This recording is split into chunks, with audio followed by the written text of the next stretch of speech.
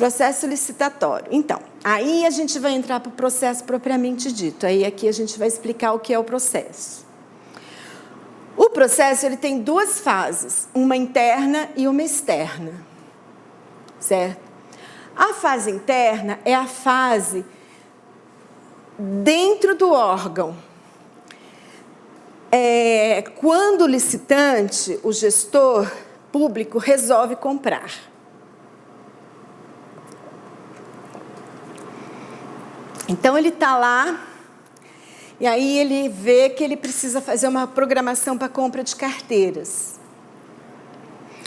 Compra de carteiras é uma coisa que ele precisa para o ano inteiro. E é uma programação que ele não tem como prever muito, porque varia, né? A escola precisa de carteira o ano inteiro, carteira quebra, carteira estraga, né? Então, o que ele faz?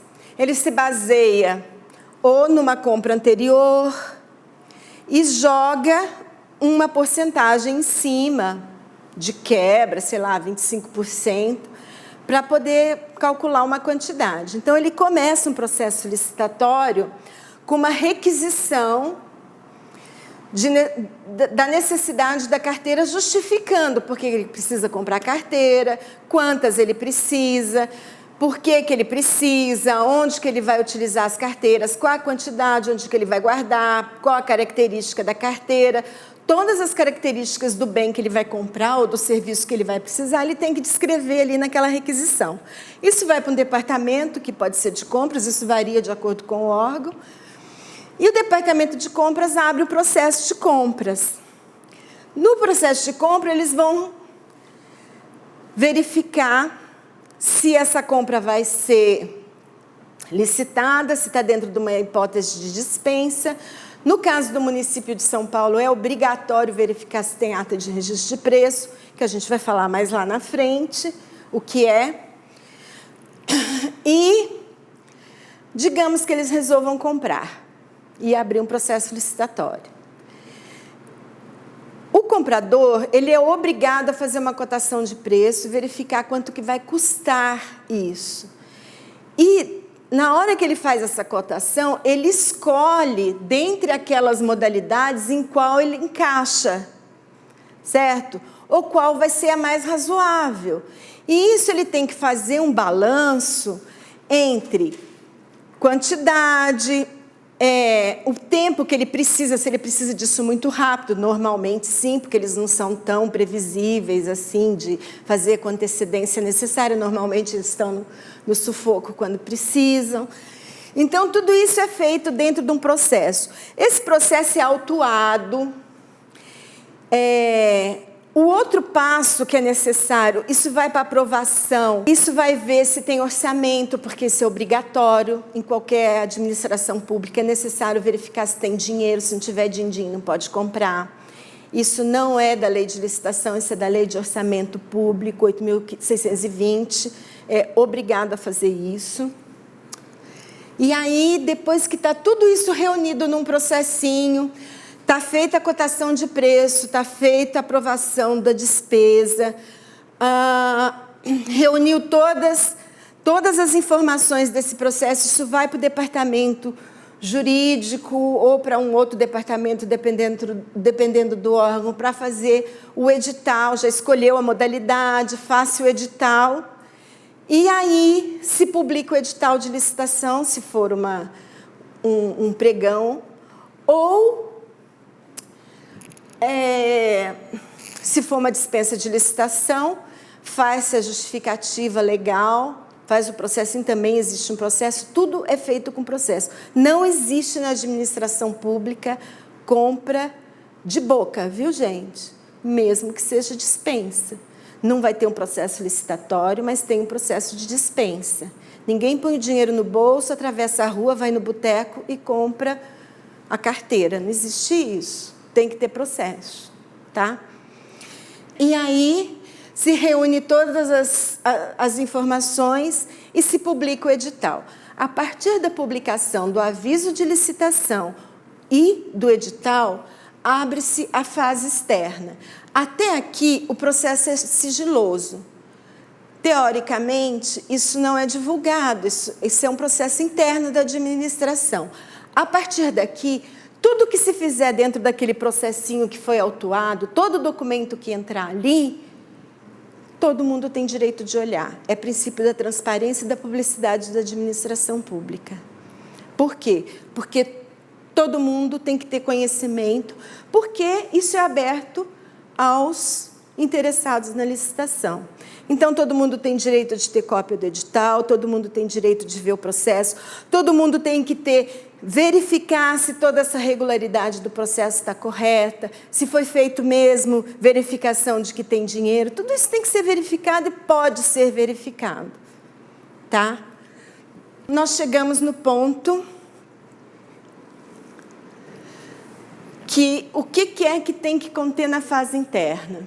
Requisição de material justificativa da contratação, as especificações técnicas do que vai se comprar ou do serviço que está se contratando, as condições de fornecimento ou método de execução, projeto básico, memorial descritivo, no caso de engenharia ou de serviços mais complexos, planilha de orçamento e pesquisa de preço, indicação de disponibilidade orçamentária e reserva orçamentária, estoque existentes, previsão de consumo e informação sobre ata de registros de preço, porventura em vigor, elaboração de edital com vista e aprovação do jurídico, isso é obrigatório pela lei, e publicação conforme a lei.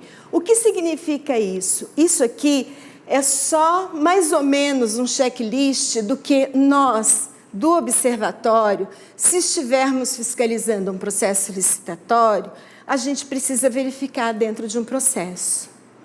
Ok? Minimamente, a gente precisa ver se um processo tem isso aqui. Tá? Se o processo estiver regular, ele tem que ter no mínimo isso aqui. Isso na fase interna.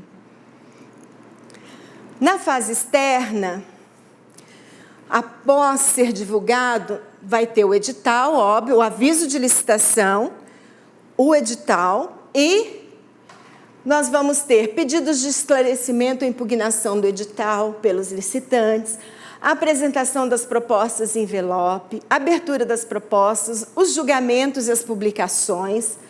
Se houver propostas técnicas, as aberturas e os julgamentos, a abertura dos documentos de habilitação e os julgamentos, as declarações de vencedor, a adjudicação e homologação e a contratação e emissão de nota de empenho. Isso até aqui é a finalização do processo de licitação.